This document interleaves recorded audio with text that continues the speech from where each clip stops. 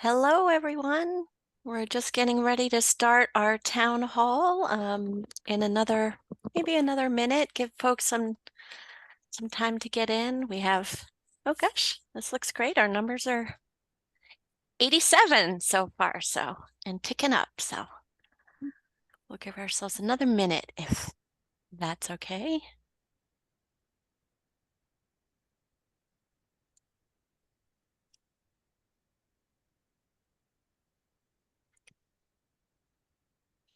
Starting to stabilize. I'm watching the ticker of people coming in, and so we're just waiting until that starts to slow down and we know folks have made it in.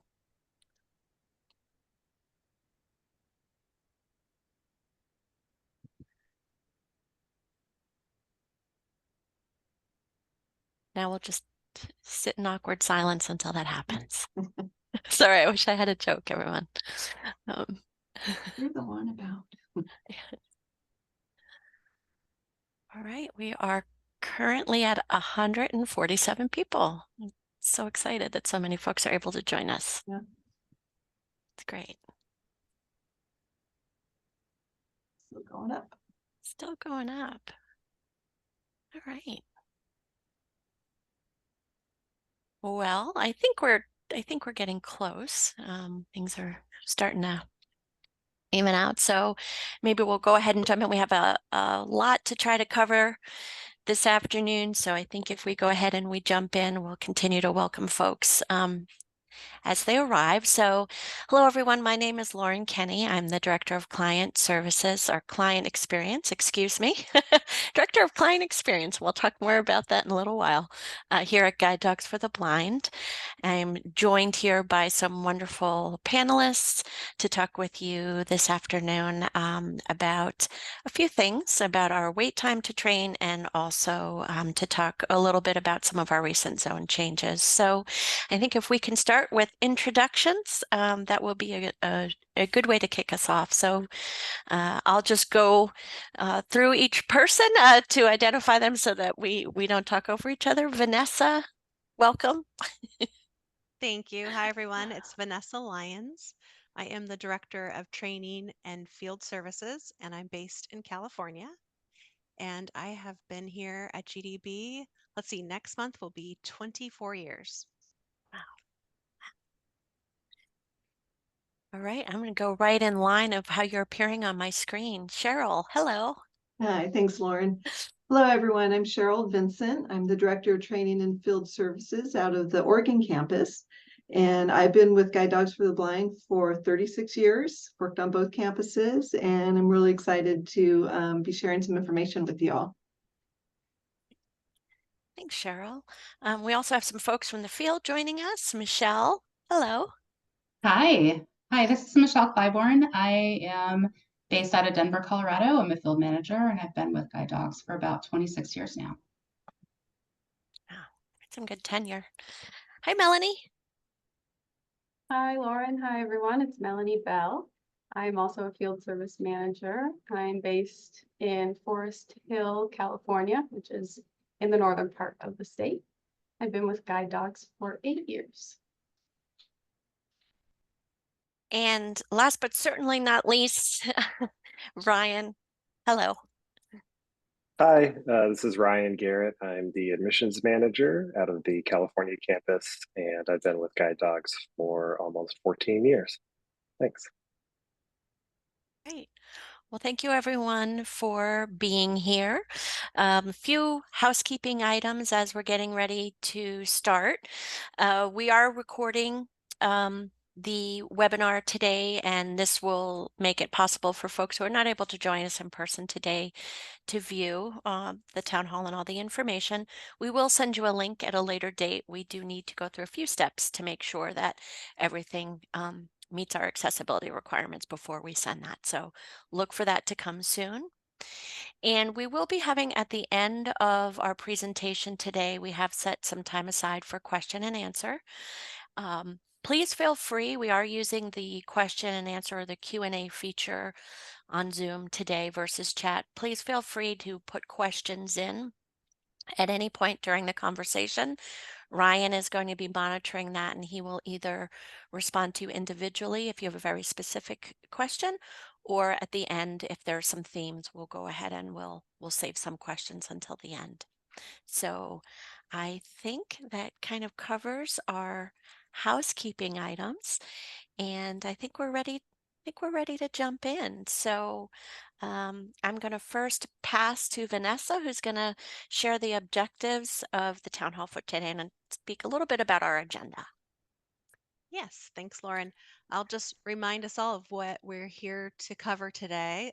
But most generally, we want to share information with you. It's about some current happenings at GDB. More specifically, we're going to talk about the factors related to wait time or waiting to train with a guide dog and the action that GDB is taking to address that wait time. And then lastly, we want to share more about our recent field zone changes. So with that, I will pass things to Lauren to get right into it. Thanks, Vanessa. Before I jump into those agenda topics, and it's a lot for us to cover, so we may be moving a little fast at times, but I just wanted to go ahead and just take a moment to simply acknowledge the challenges that we as a community have experienced together over the last few years. One of those being a more extended wait time than has been the case in the past. We do understand that this has been really stressful for a lot of folks, and it's honestly, to be honest, it's been stressful for us as well. We certainly want to be able to serve folks as fast as possible and to be able to give you answers to your questions. And we know that there's been a lot of times where we've had to say, I really don't know. And that's hard. So I do want to acknowledge that and also acknowledge that we understand it's not just the wait time itself that's been hard, but that uncertainty of not knowing when you're going to get the phone call and how much lead time you'll have. So I just want to put that out there in the beginning and say we appreciate your patience. We appreciate your hanging in there with us. And we also appreciate, our teams here at GDB working really hard to move us forward to get to that place that we're trying to head to. So thank you to all of you. And finally, before again jumping in, I just want to say that the challenges that we've been experiencing together really are industry wide. Those of you who may have had opportunity to talk to other folks that may be connected to other schools, these, at least in this way, GDB is not unique. These are not unique challenges to us, but we do want to provide you with as much information as we can about what's happening and the factors that have contributed. So I'd like to get us started by kind of beginning at the beginning, if you will. And what I mean by that is taking us back a bit to share a retrospective of some of the factors that have impacted specifically our dog numbers and why we find ourselves in a position where we are still rebuilding in terms of dog numbers. And so one of the things you will likely notice as I'm talking about this is a much more complex issue than it might seem on the surface. And I hope that by explaining some of these complexities and the details of them, that will be able to give you a little more insight into why it has been so very difficult to answer that all-important question that folks have of when am I going to get my guide dog? So I'll start by taking us back to March of 2020. And I know that is a time period that we probably don't want to necessarily revisit, but to understand what's happening, we need to go back. So March 2020 is when COVID really began. San Francisco was actually the first county in the country that issued the shelter-in-place mandates in response to the COVID pandemic. And so we very quickly at that time had to make some adjustments. Our staff, vast majority of our staff started working remotely, and we had to quickly relocate dogs from campus to what we called shelter-in-place homes. So locations where those dogs could continue to get the care that they needed, but be off from campus so that we could, in response to mandates, keep our staffing at a bare minimum in terms of who was on site. So those dogs went into wonderful homes that were provided by our foster care folks, and also local puppy raisers. And we are so appreciative of that. It did mean all these requirements in terms of limiting operations on campus, and it was really just essential operations. We did need to put a 2-month pause on our breeding program. So for a 2-month period, starting in March, we did not do any breeding of dogs. And that is very impactful. But there were other things that were impactful as well. So to talk about the layers here, I mentioned that some of these dogs went into puppy raisers, local puppy raiser homes. Our puppy raisers actually were in a position at that point where dogs that they normally would have had come back to campus for recall, they couldn't send back to campus, right? Because we had our operations on pause. And so they were holding on to those puppies. Some of you may remember that we had some dogs that were recalled a little bit later in age in response to this. And so we did have dogs that were in puppy homes for a longer time. Some of those same puppy homes also were being asked to welcome new puppies into their home, because we did have puppies on campus that at the time that the shelter in place mandates came, where we were ready to move those dogs off campus. And so we were also asking our puppy raisers to take those new puppies. So new puppies, shelter in place dogs, and dogs that would have otherwise have been recalled. All of those were being managed by our puppy raisers, which was filling up those homes quite a bit. In addition, in terms of the number of dogs and talking about puppies, when we had to go ahead and pull back our staffing on campus, some of that staffing, of course, was our neonatal staff that would be taking care of whelping moms and puppies. And so when we did get back to a place to start doing some more breeding, we also had to be mindful of what our staffing was to make sure that we actually had had a number of puppies that we could actually provide that expert care to, and with fewer staff on campus because of mandates, fewer puppies that we could care for. So all of these factors that I've just mentioned, in addition to that first 2 months pause on breeding, it also meant that for the 9 months after that, we had a reduction in our breeding that we were doing. So that's 11 months when you put it together, right, of a significantly reduced amount of breeding that was happening by necessity. Nothing we could do about this but respond to what was required. And because, as you all know, it takes 2 years from the time we are having, breeding a dog until that time that that dog comes in to be matched with a client. The impact of that pause in breeding, or that reduction in breeding, really is most felt 2 years later. Which is why we were really feeling that impact of that change with such a long tail, if you'll pardon the pun. So that was one thing that has impacted and continues to impact us. If you fast forward a little bit, we're thinking about dog numbers, and you fast forward to August of 2021.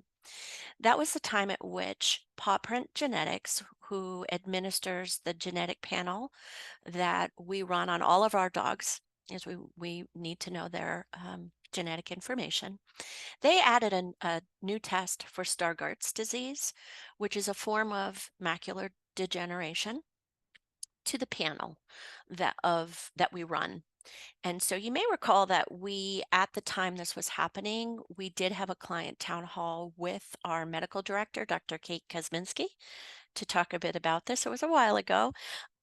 We do still have that recording available if anybody wants to refresh their memory. And just as a reminder about the identification of this new test, it was not a reminder and a clarification. It was not the discovery of a new disease, right? Stargardt's was not something new that we had discovered. What we discovered was the tool to identify it. And so what we realized at that point is that Stargardt's had existed in our dog population for a long time, as it has at every school. It was just now that we were coming to know that. So because this was not a new disease, because we had not had a significant number of dogs, very few, that had vision issues in the field, we didn't automatically retire guides in the field. What we did was we really made our decisions based on functionally how guides were performing. So we didn't want to retire guides that were working successfully. We just wanted to keep an eye on how things were going.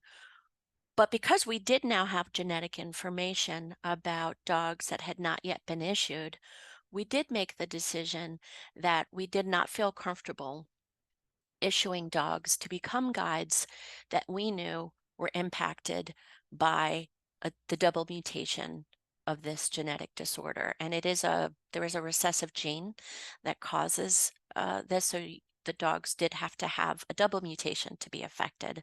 So those dogs that fell into that category, we did not move forward with those dogs becoming guide dogs.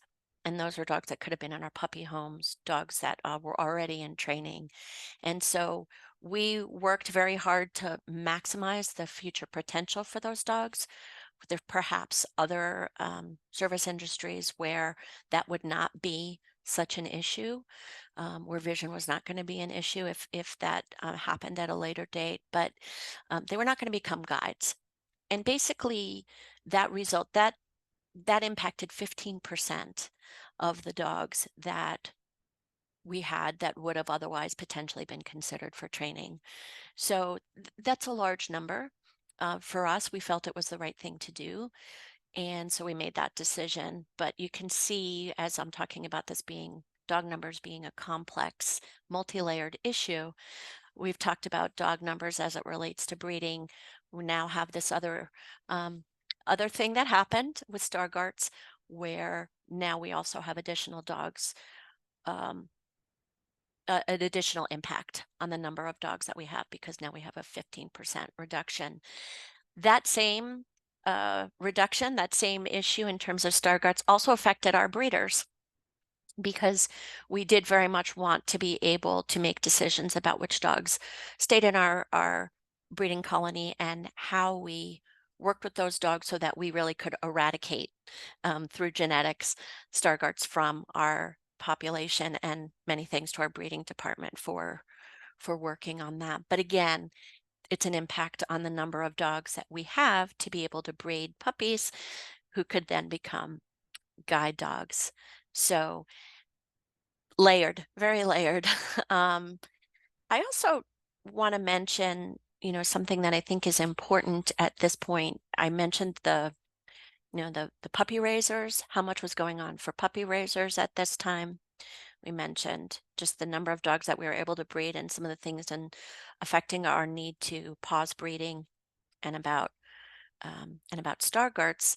I also wanted to mention global volunteerism, and so kind of the landscape of volunteering over the last few years.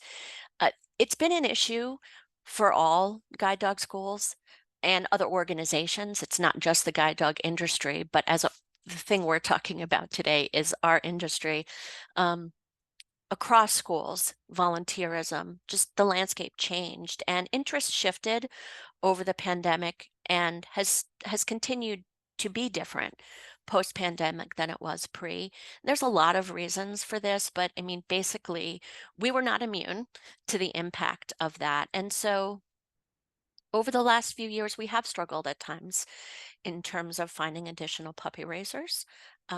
It's a lot of work. It's a big commitment, right? And one of the things, interestingly, that we saw that puppy raisers really loved was being able to co-raise with other families. So you have families coming together to raise one dog, which was really wonderful for them, and it's a great way to work together for raising a puppy. What it does mean is that if you have a co-raising situation, you have two families potentially or more now raising one puppy versus two families raising two dogs. So just want to mention again another factor that we had to think about, to look at.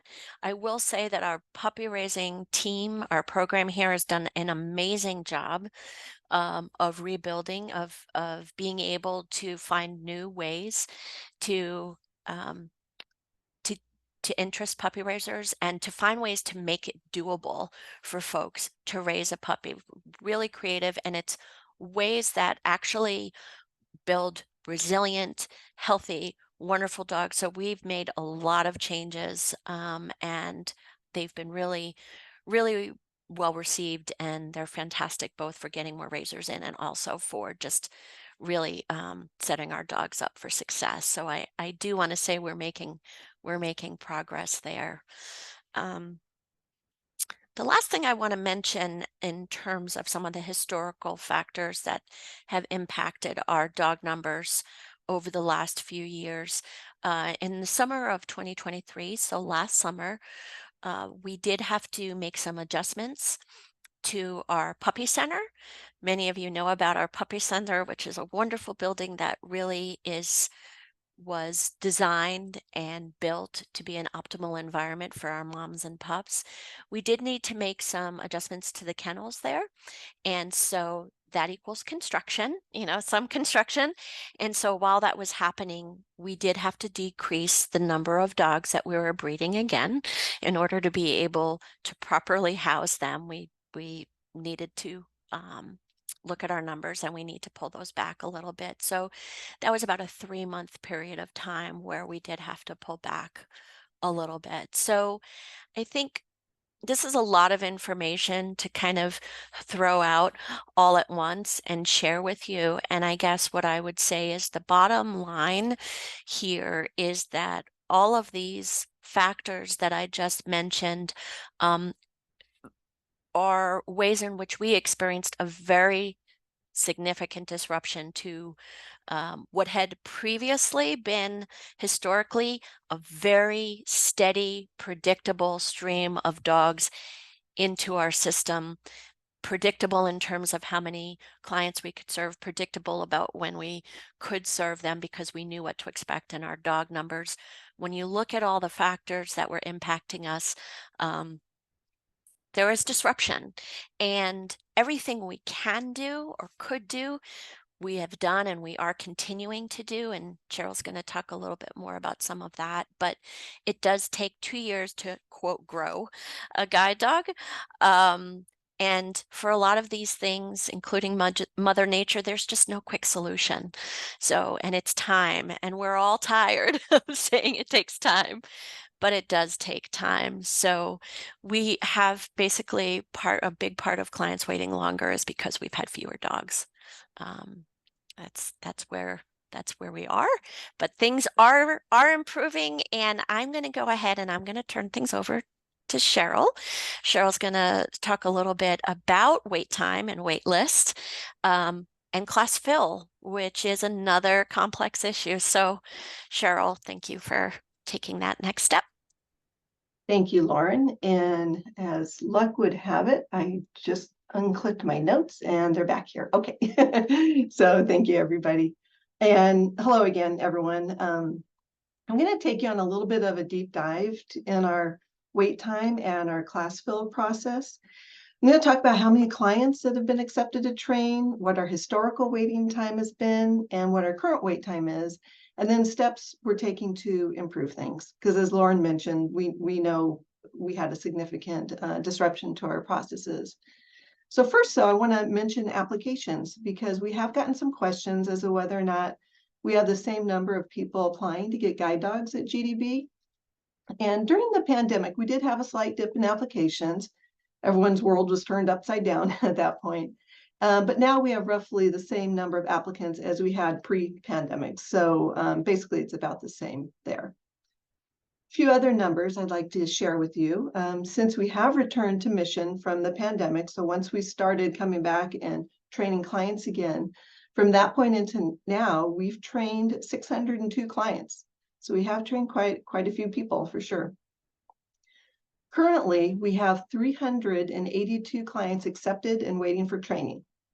That sounds like a big number, and it is. So let me break it down a little bit for you.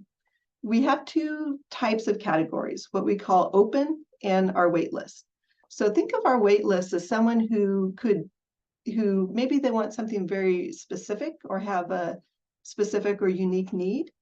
An example could be someone may want a golden retriever only, and they're willing to wait for one. Or maybe they have a very brisk pace and are willing to wait for that faster dog, or maybe a very slow pace. They may want a particular sex of the dog. They might say, female only. Maybe the size of the dog, manageability, they might have specific requirements. Maybe the service model, maybe it's an in-home training. So these are just a few examples, but there could be other reasons too why someone could be on a wait list. If someone is not on the wait list, then they are what we call open. And this means that we feel that the requirements in a dog could be served by our general population of dogs. We still look at preferences, pace, etc., but we feel like their needs do not warrant being put on the wait list for us to find that particular individual dog. So out of the 382 clients, we currently have 233 people that are open. And some information for you, 128 of those are retrains and 105 are first-time applicants. And 149 people on our wait list. And of that 149, 111 are retrains and 38 are first-timers. And accepted does not always mean someone's ready to train. Of the 382 people who are waiting for training, roughly about 75 have put themselves on hold for one reason or another. An example could be someone who has a lifestyle situation and maybe they'd rather wait to get a dog, for example. And regarding classes and how many clients we serve in class, it really depends again on our dog numbers. A lot of it keeps getting back to dog numbers. Most classes currently are at 4 clients per class. With a few classes, we've been able to bump up to 6 clients. And we're trying to get back to consistently having 6 clients per class. But again, dog numbers are going to dictate how many people we can train. So in addition to the class, we are also at the same time serving some in-home clients as well. So let's talk about wait time. And historically, and when I say historically, really I mean pre-pandemic, wait time has varied a little bit, but it's been about 6 to 9 months with a class date. And that was for our open clients. The waitlist client was variable, so those clients may have waited a little bit longer for a dog. And then I want to talk about our current waitlist time. And this one, we recognize that everyone might have different experiences. So I'm going to talk about averages. So our average wait time is 12 to 14 months. Again, we acknowledge it's not everyone's experience. Some people have been waiting a lot longer than 14 months for a variety of reasons. The waitlist clients might need to take a little bit longer. And again, this is all due to our smaller dog population. Something that's different now than pre-pandemic is that when someone gets accepted, they don't automatically get a class date like they had in the past. We realize it's different experience, and we realize that can be a difficult one, hearing that, yes, you're accepted, and we don't know when we're going to train you, but we'll get you as soon as we can. We recognize that could be frustrating. And the reason for that is pre-pandemic, we had a larger group of dogs, so we could easily slate people into class several months out, knowing that we would have plenty of dogs available for each class. We always had a wait list for people that had specific or unique needs. But if someone didn't have anything very specific, they would get slotted into an upcoming class upon acceptance.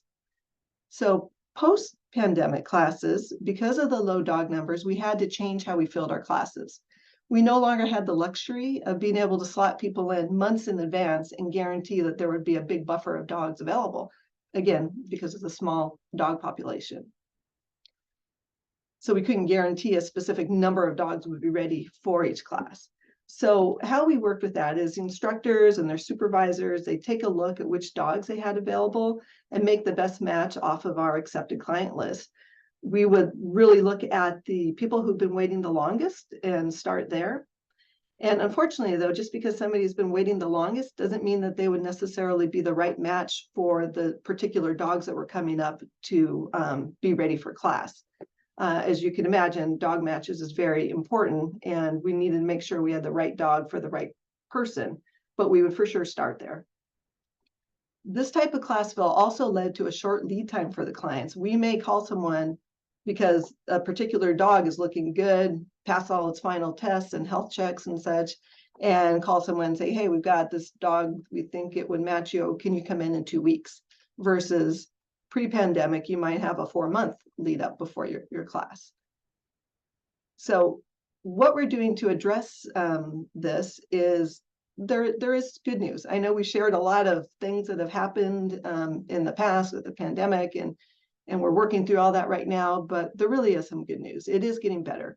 Our breeding department has been working diligently and are breeding more dogs and producing many more puppies. We are forecasting that we will reach normal dog populations in 2025 and probably at mid 2025. It is a forecast. Keep in mind, Mother Nature is a part of this. We do have a wonderful reproduction and veterinary departments that work together, and they are amazing as far as the science-based way that they look at breeding and everything. And then Mother Nature might throw a curveball and say, you know what, this litter is only going to have 4 puppies instead of 7 puppies, things like that. But that is our projection of when we think we'll be back to normal dog numbers. As far as our class fill, we are looking at a new process by which some clients will receive a class date with more advanced notice. This is a stepping stone into what we want to ultimately get back to, which is that everybody gets the class date upon acceptance. So stay tuned for updates on that. As our dog numbers increase, we'll be able to do that more readily with everyone. Some changes in our puppy raising department that make our puppy raising program more appealing to attract and more potential puppy raisers. People are busy these days, so we've looked for ways to meet people where they at and fit puppy raising into their busy schedules, always with a focus on raising confident, resilient, happy puppies, and always maintaining our high standards for our puppies during puppyhood and when they come in for training. And we're having some success there. So we're getting more people interested in raising our puppies for us, because no matter how many puppies you breed, if you don't have enough people to raise them, then that's not going to work. So we need both. We need the puppy raisers and we need more puppies. So we do have good news on both of those fronts. We are all, and I really want to emphasize this, really motivated to get back to the class fill for everybody. It's a priority. There's a weekly focus on reviewing which dogs are class ready, which dogs are getting ready for class, incoming clients who are ready, our training and field services departments, administration. There's a lot of collaboration. There's a lot of work going on behind the scenes to make things happen. All these current challenges that Lauren has mentioned, we realize it's a pain point for you. It's a pain point for us. It affects everyone's morale because we want to be able to serve you and not have you wait a long time to get a dog. So we do acknowledge that waiting is hard. Even if you're not hearing from us, you are on our minds, and our work is focused on serving you. You know, if you're not hearing from us as often as you like, just keep in mind that we are there trying to make things happen. You can always reach out if you have questions. We do want to stay connected with you all. Just a reminder about the while you wait emails that accepted clients are getting, the informational and educational, those go out every 3 months. And we're looking for other opportunities to stay in touch and keep you all updated as well. Some other information for you that you might find helpful is that some people have wondered how long a home interview is good for. It's basically 2 years. As if someone has to wait that long, we'll be reaching out to you for an update. Usually we start noticing about 18 months to 2 years, you know, sometime in that period, we'll reach out to you for an update. But if you have experienced a change in your life, a major change, such as a travel routine, health, maybe you've moved, something like that, please reach out to us proactively so we can keep your information up to date. And also regarding professional reports, for example, like a physician's report, Something we've adjusted there. Those used to be good for 12 months, but to make it a little bit easier on everyone, we've extended that time to 18 months. So they're now good for 18 months. So like I said, we have a big team of people working on all the issues that we've shared. You are on our minds, and we do really appreciate you and thank you for your patience as we work through this time. So thank you, everybody.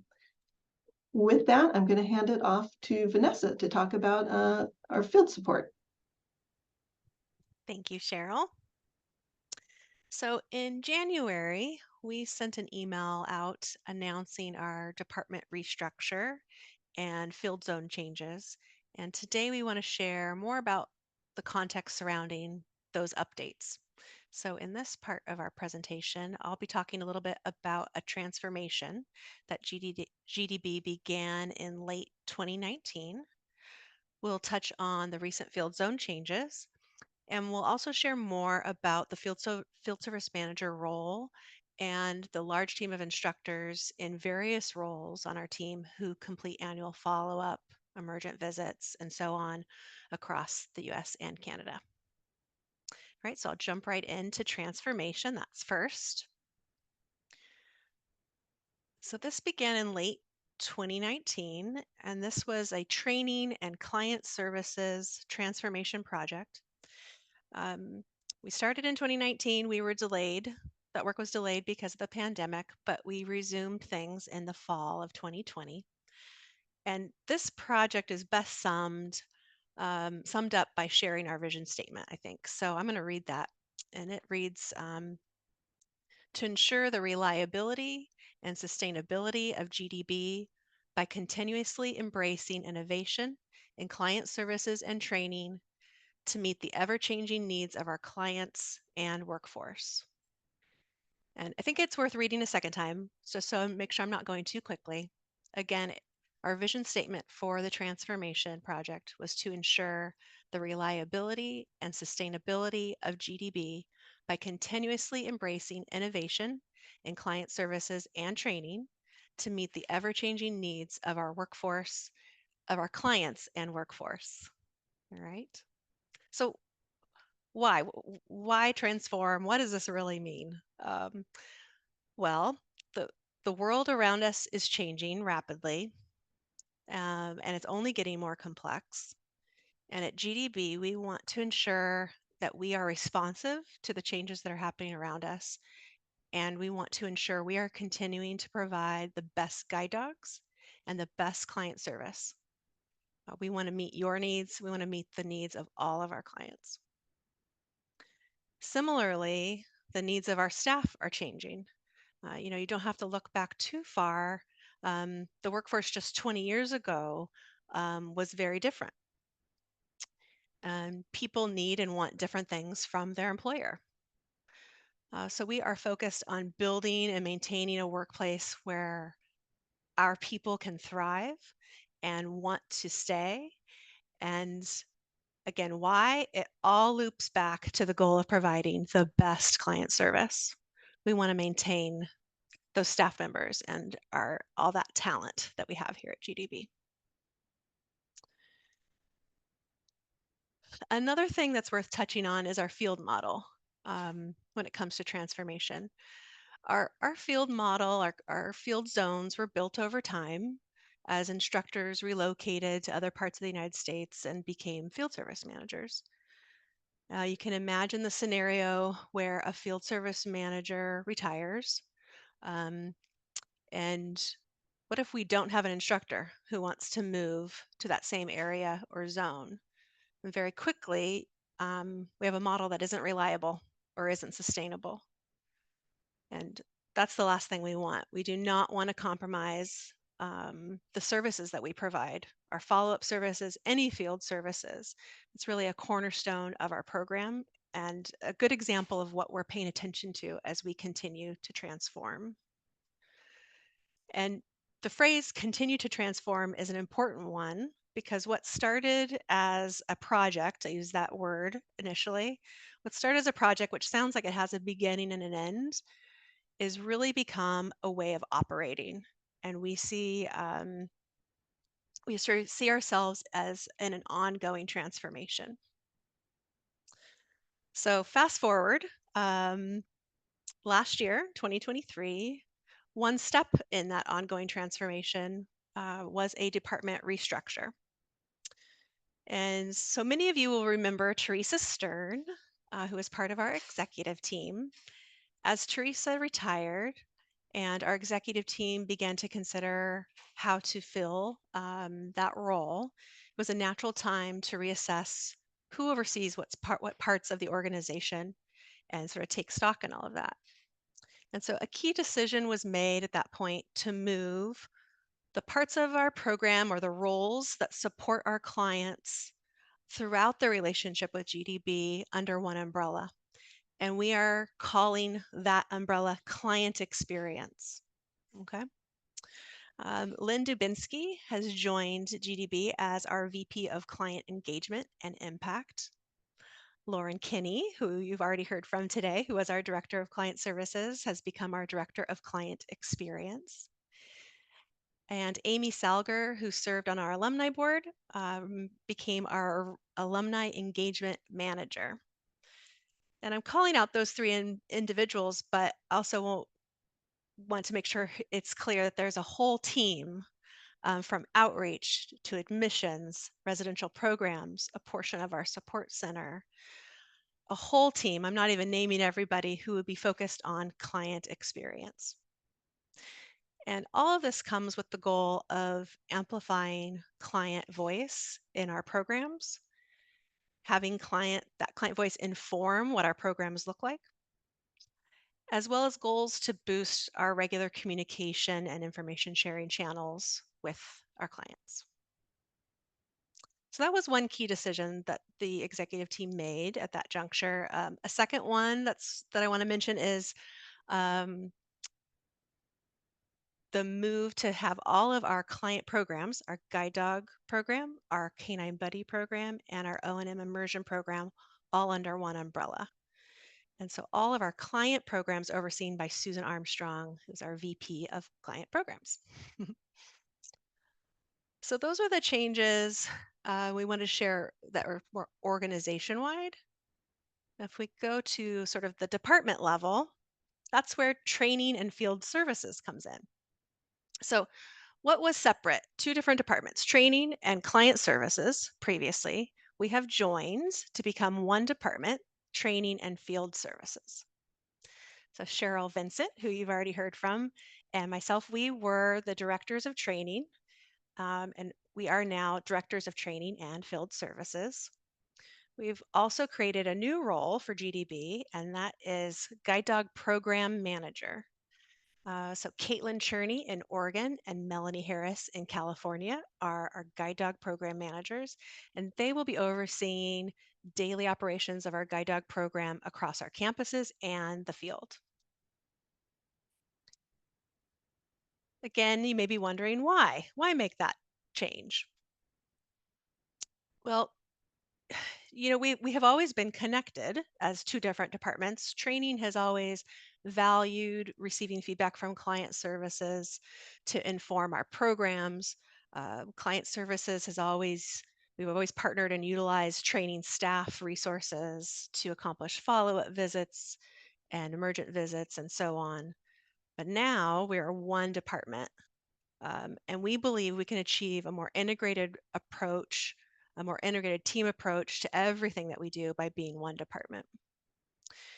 And really, this all loops back to our transformation vision statement that I shared and our goals for ensuring that we are sustainable, we are flexible, and we are a responsive organization, and that we are providing the best client service.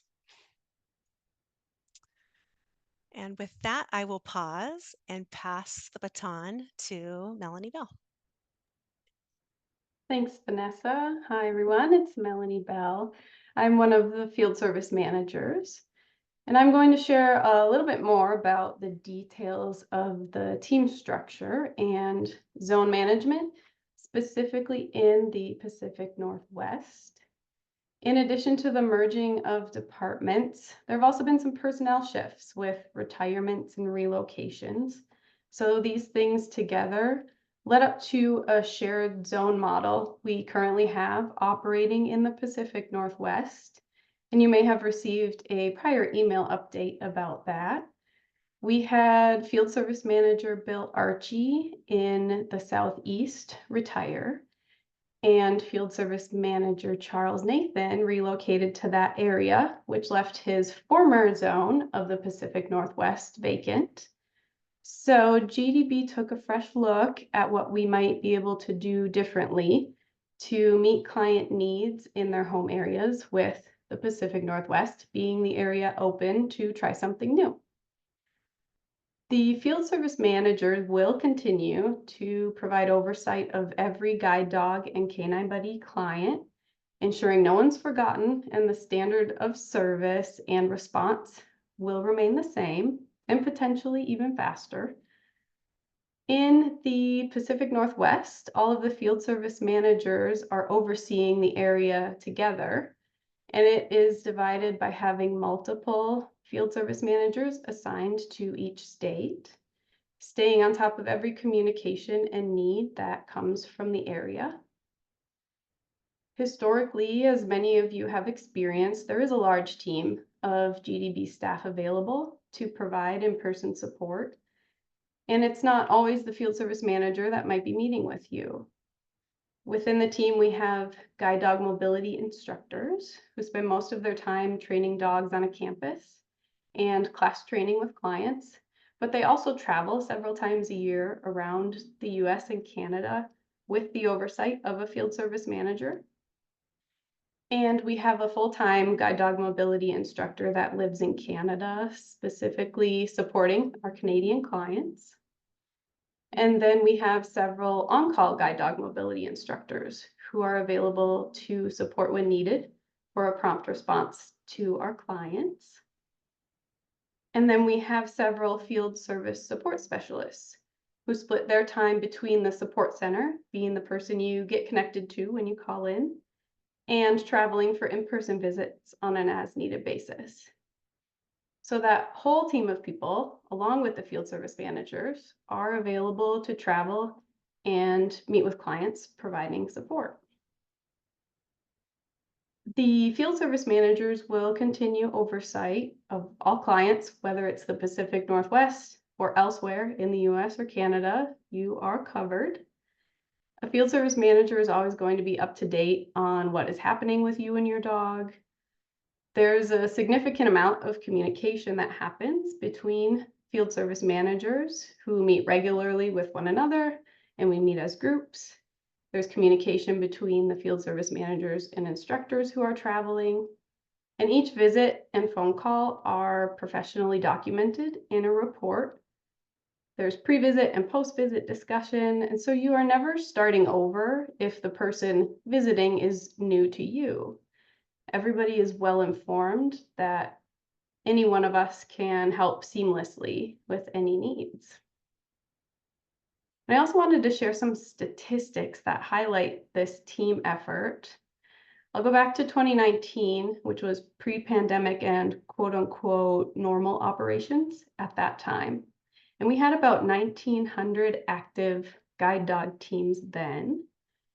And that year, there were 1,187 direct visits done. 42% of those were done by field service managers and 58% by instructors. There were 717 annual telephonic check-ins, with 44% done by field service managers and 56% by instructors. 276 urgent or time-sensitive visits for problem solving, and field service managers did 71% of those visits. Instructors did 29%.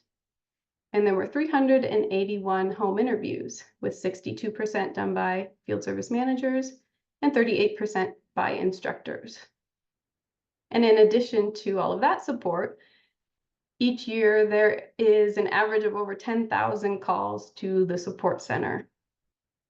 So that highlights how visits and contacts have in the past been shared between FSMs, instructors, and the support specialists, and that will continue into the future. This team-based approach in the Pacific Northwest with field service manager oversight and extending to a large pool of highly skilled people who are available to assist clients allows GDB to be flexible and sustainable into the future, as Vanessa mentioned, and will continue to evolve with the changing world. Now, I'm going to now pass things over to Michelle.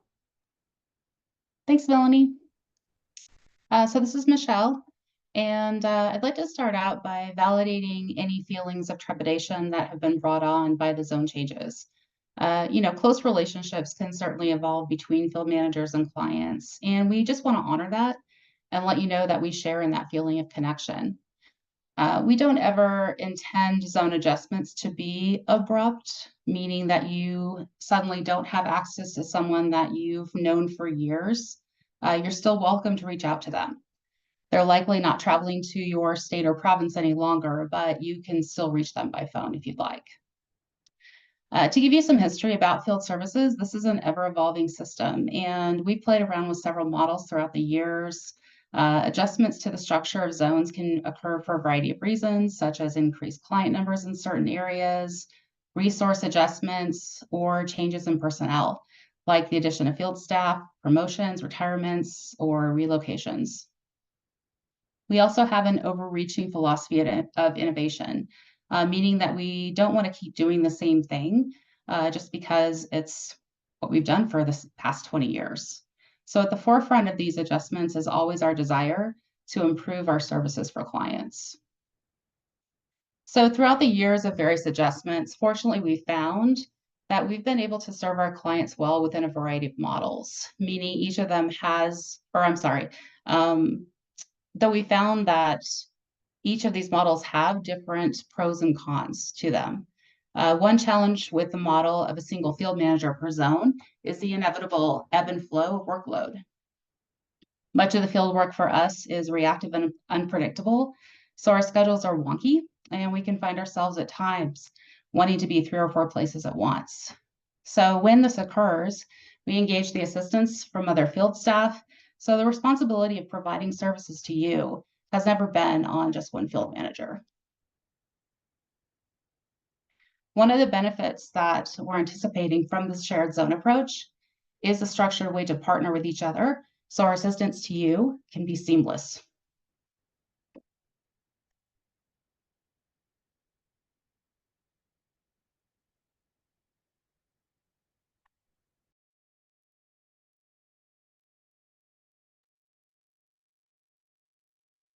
Sorry, I was checking my camera. So we're excited to see how the shared zone strategy will work and look forward to gathering data internally as well as getting feedback from the client community to determine the benefits and challenges of such a model. From there, we may tweak or expand this concept, pivot and try something new, or we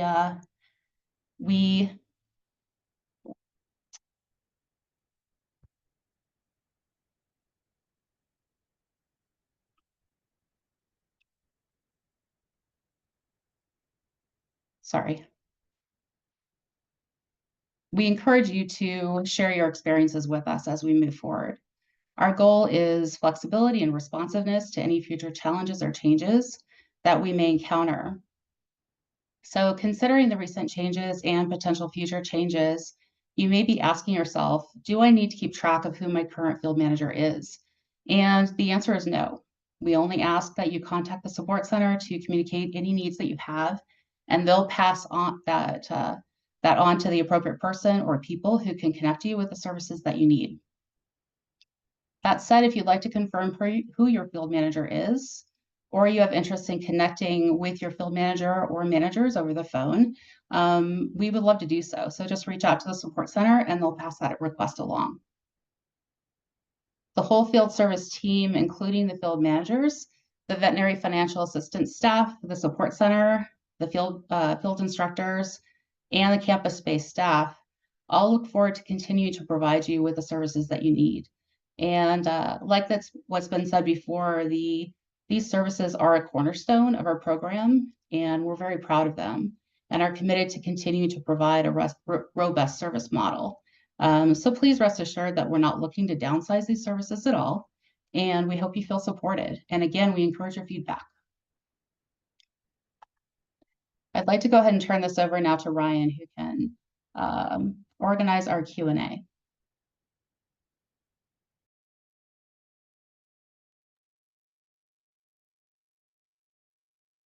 Hi, everybody.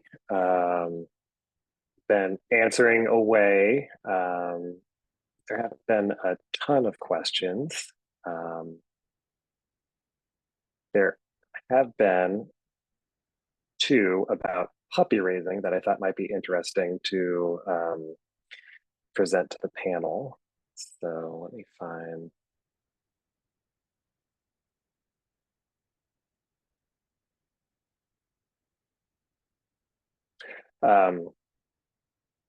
The changes in puppy raising. Are there going to be any ripple effects that would be tangible to clients as the sort of end user of the process?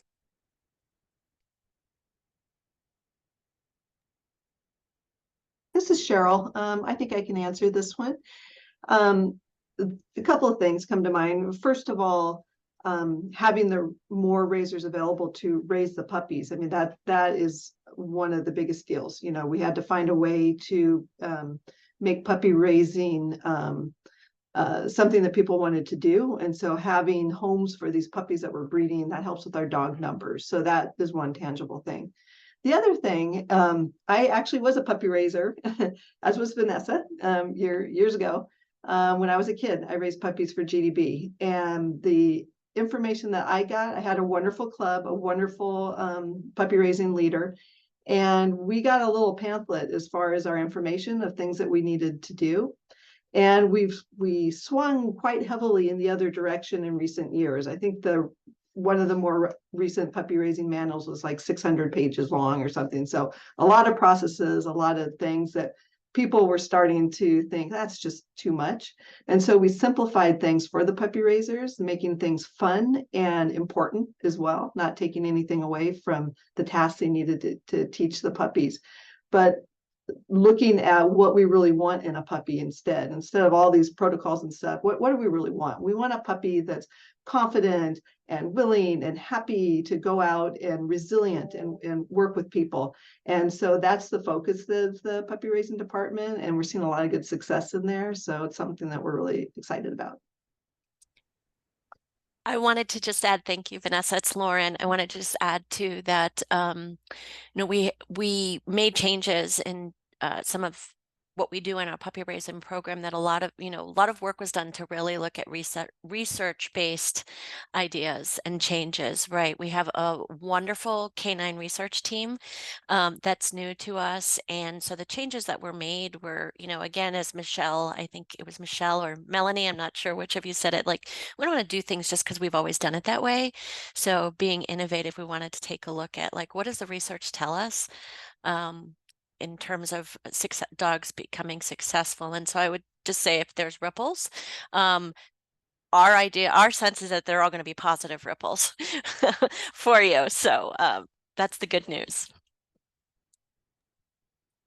Going to keep it on the puppy raising topic. I think this is a pretty common question that hopefully there's a good answer for from the panel. Have we considered broadening the geography where puppy raisers can be?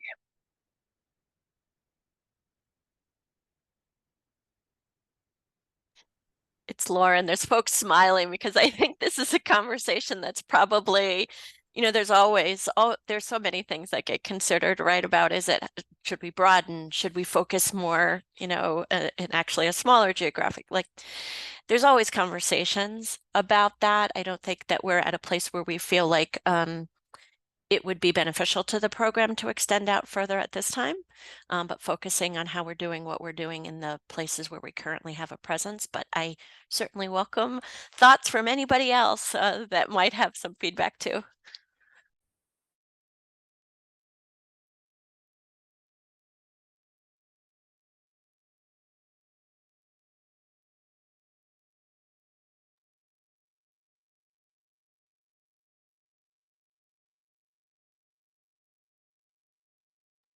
Just a note to folks too, I know there may be folks that are wondering about raising your hand to be called on. We're actually not using the raise hand function. So if you do have a question, if you could just go ahead and type it in the Q&A. We'd love to hear any questions that you have. I think this is a good question. Has the introduction of the new programs, Canine Buddy, OMI, decreased the number of staff committed to delivering services to the core guide dog program?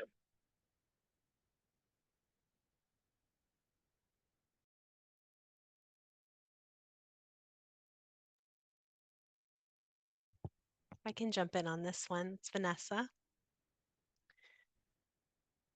I think the short answer is no, but let me elaborate a little bit more than that.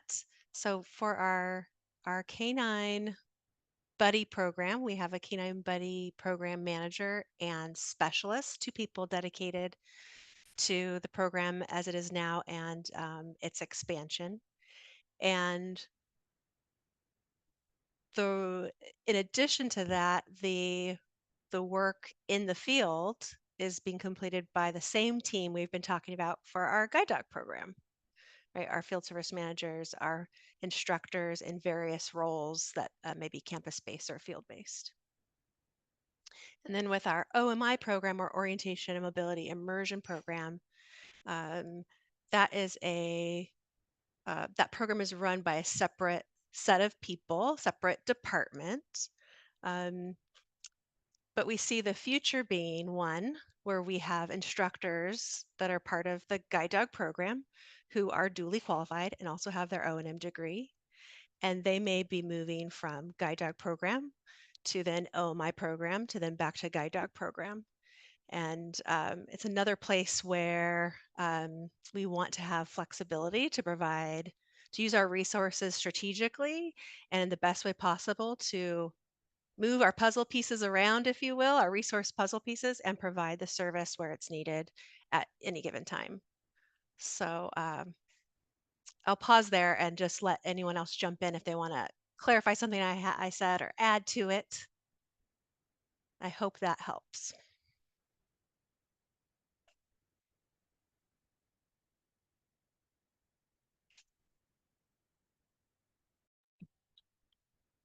Brian, can I answer? There's a couple of questions I've seen about the open list versus the wait list. Can I just Yes, answer those please. in total? Yeah. Yeah. A couple of questions about how does one know if they're on a wait list or not? You would be informed upon acceptance. So when you get your acceptance letter, we would let you know at that point. So I hope that answers that. Ryan, do you have anything to add to that? No. Yeah, I've also answered that a couple times. It's come up Yeah. during this presentation. So yeah, generally your admissions coordinator would let you know that during the acceptance communication. And a lot of times there's some conversation during the home interview too. You know, someone says, I only want a dog of this breed and this gender. Typically the home interviewer would say, okay, you know, we will put that down, and that might result in a little bit longer. You know, we're going to have to find that particular dog for you. So that could mean you're on the wait list for a little bit longer. I just wanted to jump in. Thank you for those answers. I wanted to jump in and just mention Jason, who is our wonderful psychosocial support specialist, just texted me, and it sounds like there may be some challenges folks are having if you're joining us via a phone in terms of using the Q&A feature. And it sounds like there may only be the option to raise your hand if you're on a phone.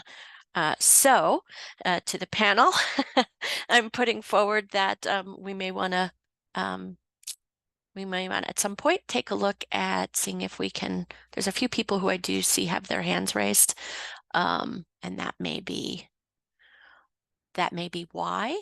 So we may need to see about answering questions that way. And if we do go that route, I would just say if we want to try to keep our questions brief and focused so we can answer them all, that would be super helpful. And thank you.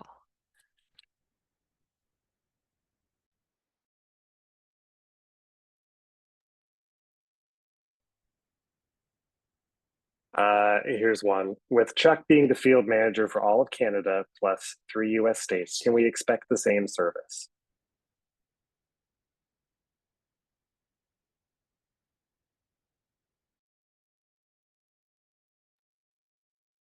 It's Vanessa. I'll jump in again. The short answer, yes, absolutely. And again, let me expand a little bit. So Chuck's zone does include all of Canada, and he will serve in, sort of, well, let me back up. The field service manager role, like was described, has an oversight component, if you will, monitoring the zone and the ins and outs and what the needs are, tracking things. And while he will do that part of his job and some travel, we have that full team approach that we've been hoping to describe well today that can support clients no matter whether you're in the United States or Canada. I'll also mention that we have a Canadian-based GDMI who's based in the field in Canada, Sam Kirkovic, and we have that resource as well. So I'll just want to invite anyone else to jump in, add to what I've said.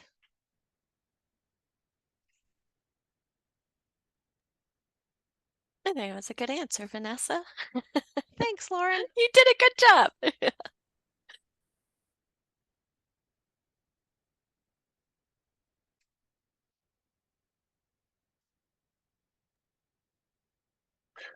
Who is the field manager for Alaska?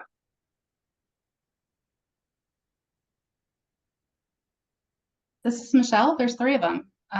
It's myself and Will Henry, who is based in Florida, and Charles Nathan, who is now based in Georgia.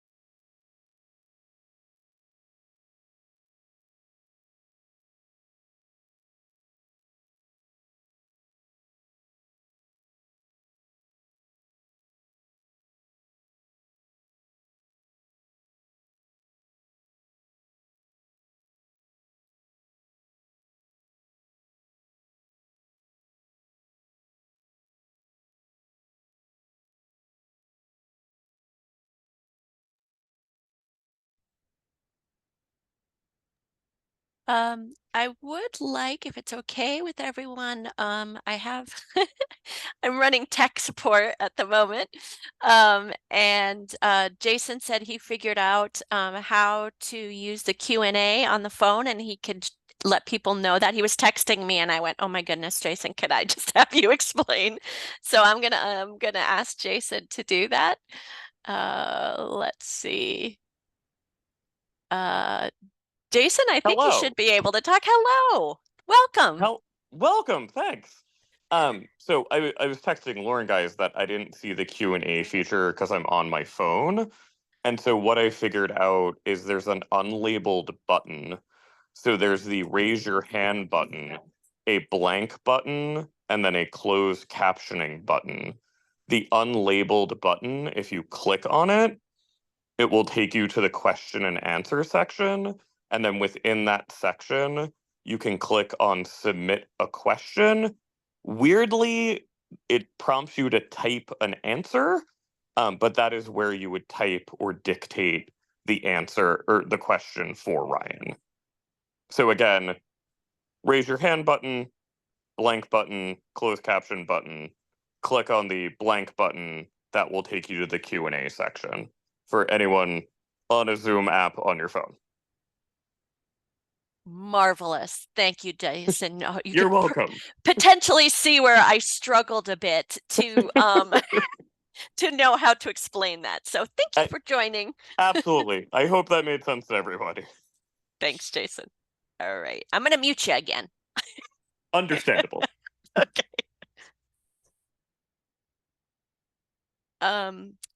There is a question that I see on the list here that I'd love to respond to. It says, are there ways of keeping a list of people who have been waiting for a long time and provide more communication? And so I will say that we've been having lots of conversations. I say we, everyone on this panel and other people at GDB, about how do we make sure that we are providing you with information that will be helpful in understanding, even if we're not necessarily able to give you a concrete, this is when you're going to train. How do we stay connected? How do we provide you with information that would be helpful? So I do think that in adding our client experience division, that's a big part of client experience is how we're communicating. So we are having lots of conversations, and I do think it's a very fair question, and one that I hope we'll have more information to share with you on very soon. Are there other questions you see, Ryan, you think would be good for us to talk about? So I somehow got disconnected, and when I came back, I lost all the ones that were already in there, but there are some new ones coming through. I think this is an important one. Why only train Canadian teams for a few months in the spring/summer when dog teams are required to perform year-round?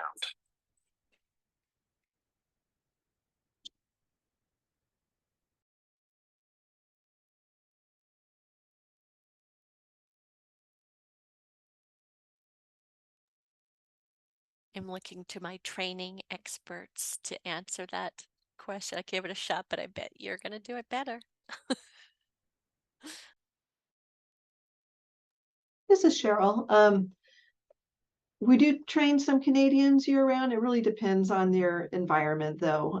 If someone is going home to an area where you might be used to working in, I'll just make an example here, 10 feet of snow, so to speak. Your dog might not be used to that. And so getting off on the right foot with your dog so it learns established routines, and then working into the snow can be helpful for the success. At least that way you have routes to do. So we take each person though individually. There are situations where we will, and we just look at each person's individual circumstances, looking at when we'll train. Curious if the field service managers have anything to add to that. Yeah, this is Michelle. I think something that we consider with everybody, whether they are Canadian or whether they are from Arizona, you know, if you have different weather considerations that a dog may have some challenge adjusting to, ideally it's great to, you know, be going home in, you know, at a time that is going to feel most comfortable for the dog so that you're not piling too many things on at once. But that's just not always, that doesn't always happen. Certainly it can make your life easier, but it's certainly reasonable to go home in whatever weather you're going to return to, because that is going to be ultimately the lifestyle of the dog. And I'll add that a lot of it is client preference. We've had a lot of clients that don't want to train in the winter. They want to get established with their dogs first. But we certainly have trained some clients in the winter, in winter areas. I will go back just to a follow-up question that came regarding the communication piece, and someone said, well, what if I don't want all the communication? And I would say, fair enough.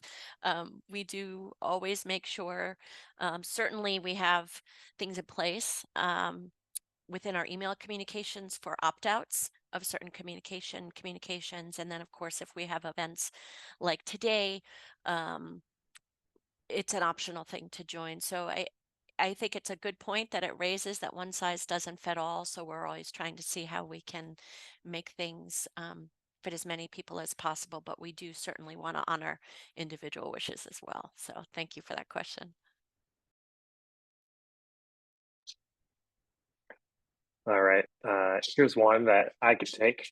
How often does an application have to be updated? For example, health assessments.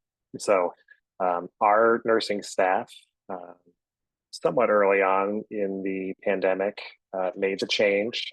Physicians' reports used to be considered current for 12 months. That has been changed to 18 months, which is really great.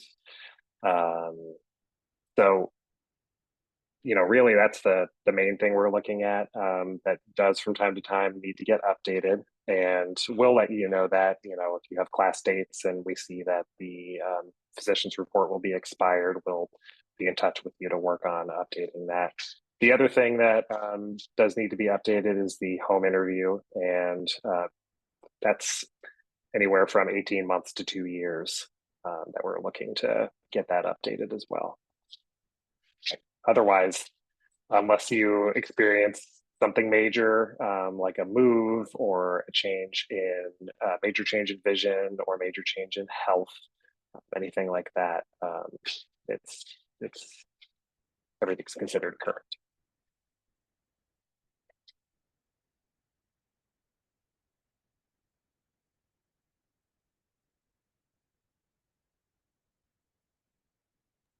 I've got a question here, Ryan. Go for it. This is Michelle. The question is, does campus preference determine which wait list a client is on as well? So in the home interview, we do talk about a client preference, and there's 3 options. You can either say that you're open to training on either. You have a preference, but you're open still, which means that for us, if we had a potential match for you on both campuses at the same time, we would default to the campus of your preference. And then the last preference is that you would only like to be considered for a dog on one campus or the other. In which case, only one campus is going to be looking for a dog for you.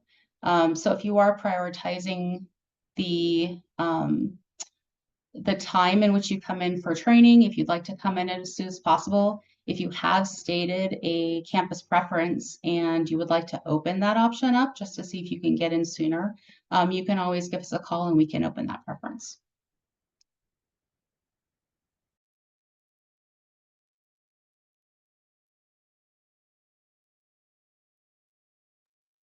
There's a question about oversight of the puppy raising regarding the changes.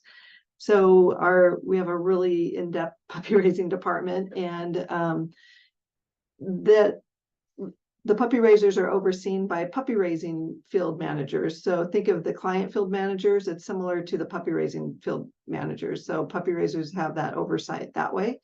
Those are staff members, but in addition, there's typical, for the average club, there are puppy raising leaders that are volunteers, but all of the puppy raisers are overseen by staff members that are familiar with how the puppies are doing. Some of that's in-person oversight, some of that could be virtual, so it's a combination of things.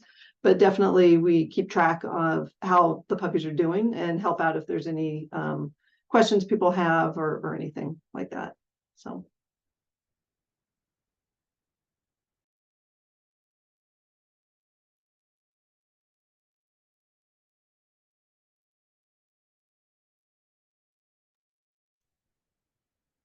So go ahead, Ryan. I'm sorry, I was going to talk over you, but you got a question.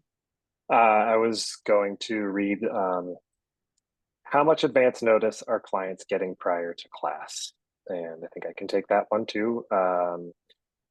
It depends.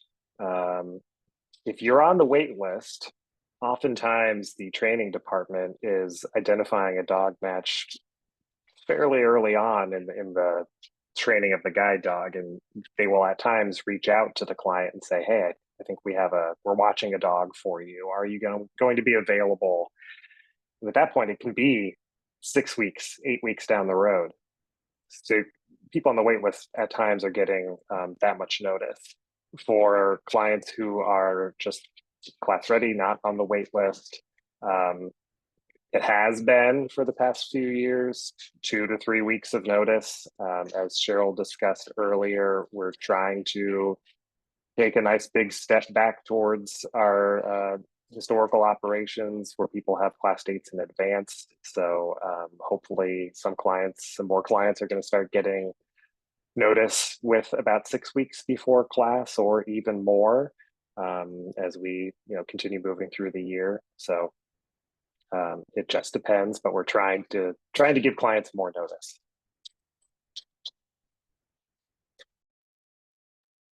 Speaking of notice and coming into class, Ryan, I know that there was someone asking about, as a first-time student, kind of what you can do to help prepare for training. And I know there may be lots of answers depending on what's going on. We do have once you've been accepted to train, every 3 months, we are sending out email communications that give some suggestions of here's some things you can do to help you prepare for when it is time. But I'd also love to hear the thoughts of people on the panel in terms of suggestions for folks. Or how can I use this time if I'm waiting for a guide dog? How can I use it to help be successful in class? So do you have any tips?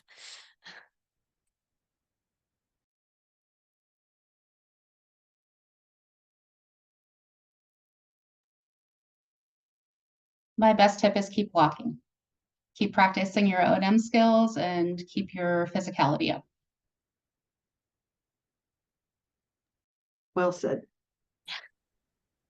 Stamina is important, isn't it? There's a question that I'd love to, I was gonna say tackle, but answer.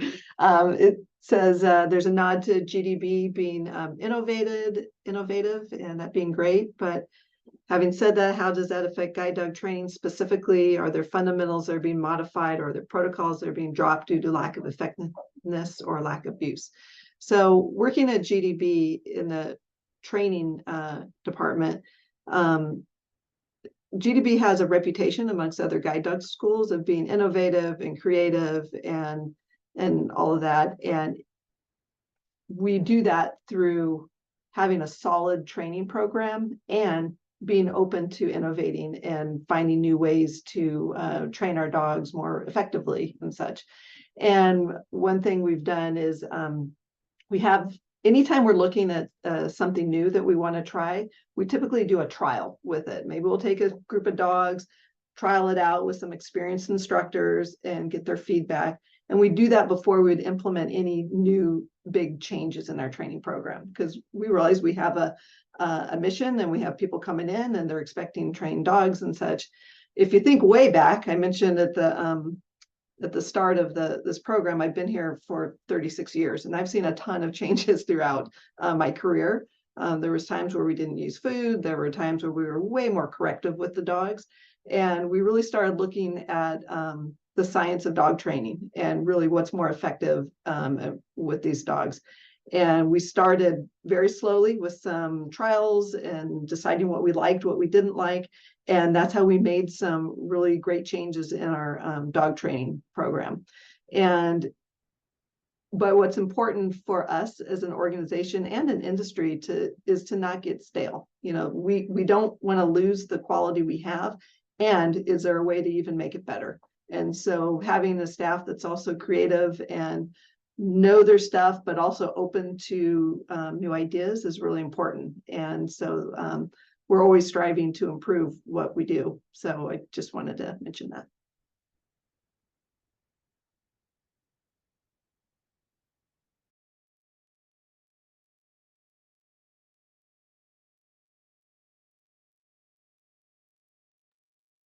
There's a question here about the Canine Buddy program, asking if they receive the same amount of VFA as working dogs, working guides. And yes, The buddy program was expanded last year, and they now receive the same services that a guide dog would, including the VFA support and follow-up.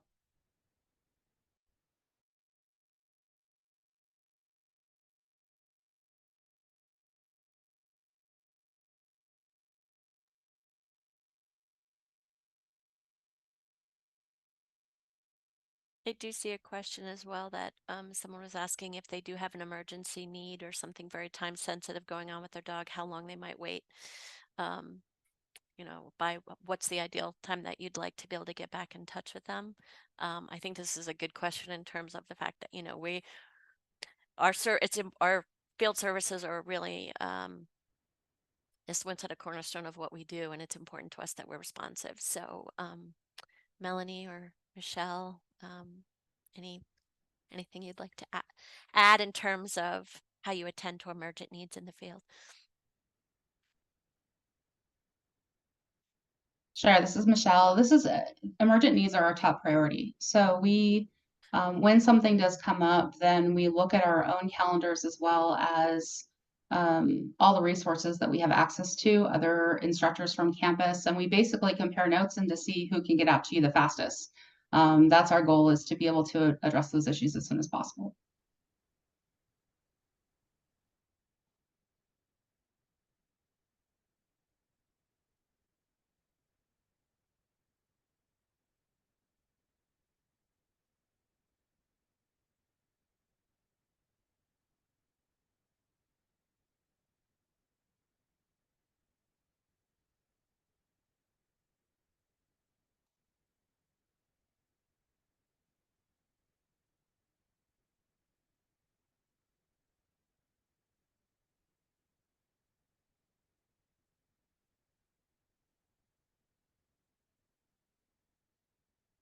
Some really great questions, and I thank Ryan for trying to manage those individually at the same time that you're pulling some for us. Are there any other questions? And I know Ryan is working for some of you who are waiting to get a question answered. He is typing away, answering individual questions. Are there any questions, other questions that we feel kind of themes that we might want to pin on, or are we winding down maybe?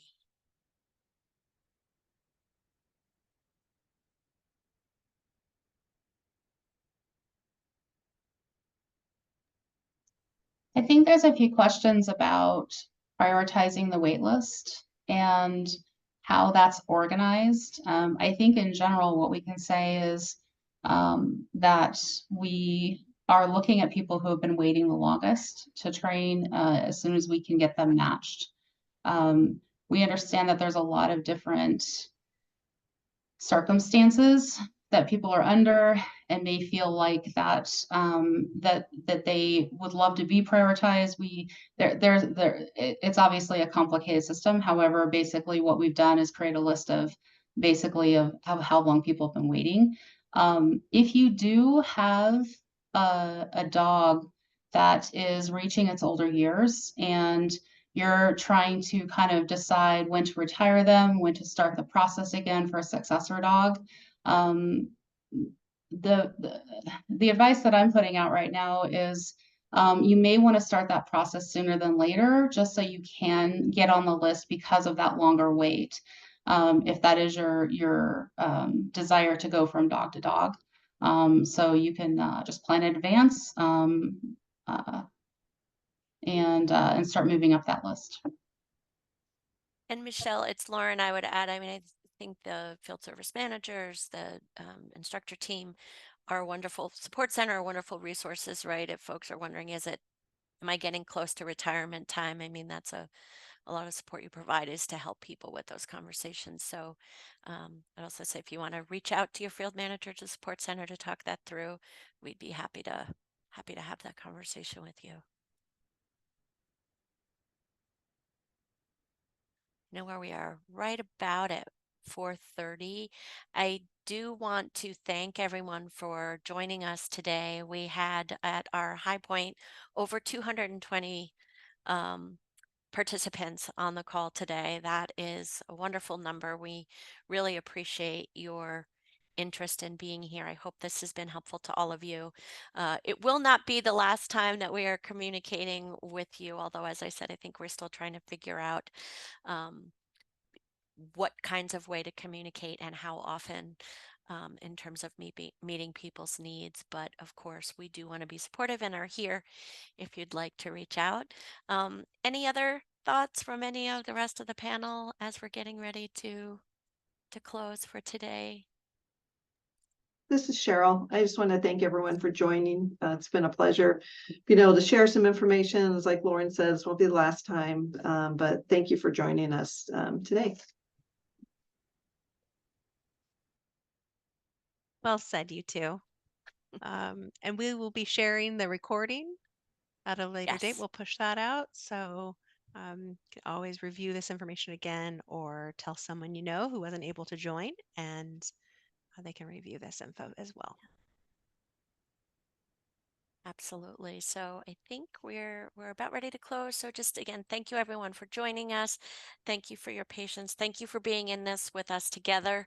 It really does feel like a partnership and joint effort on all of our parts to have been able to move through the last 4 years.